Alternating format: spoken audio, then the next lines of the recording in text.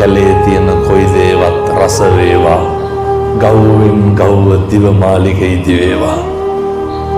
දන්නව මුළු සංසාරේ මාවේ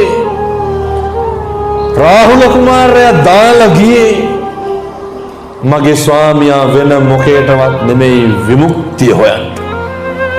එහෙම ගියාට පස්සේ පතනවා මේ අවුවේ ඇති රස්මාලා අඩුවේවලු. අවුවේ සර මගේ ස්වාමියාට දැනෙන්න බාම. ගව්වෙන් ගව්ව දිවමාලිගෙදි වෙන්න ඕනලු. කවුරු වෙනුවෙන්ද? මගේ ස්වාමියා වෙනුවෙන්. කවුද මේ පතන්නේ? යශෝදරා. පින්නත්නේ යශෝදරා දවසට එක වේලක් වළඳලා හිස මුඩු කරලා මාලිගාවේ ස්වාමියා වෙනුවෙන් ඉන්නවා. උපවාස කරනවා.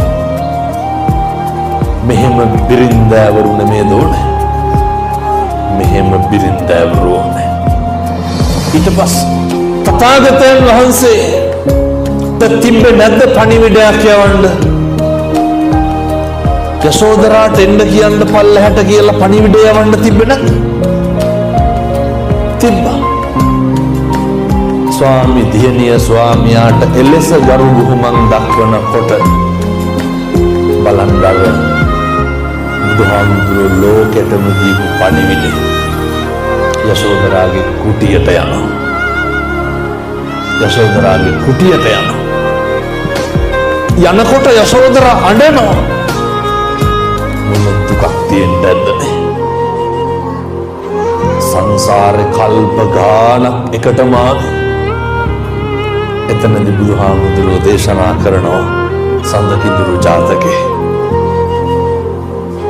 වැද්ද කිඳුරිය ගන්න රජුරෝ මොකද කරන්නේ?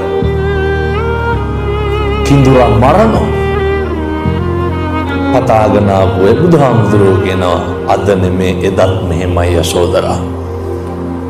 යශෝදරාගේ දුක කොච්චරද කියනවා නම් බුදුහාමුදුරුවෝගේ කකුල් දෙක අල්ලගෙන කඩනවා පින්නතුනේ.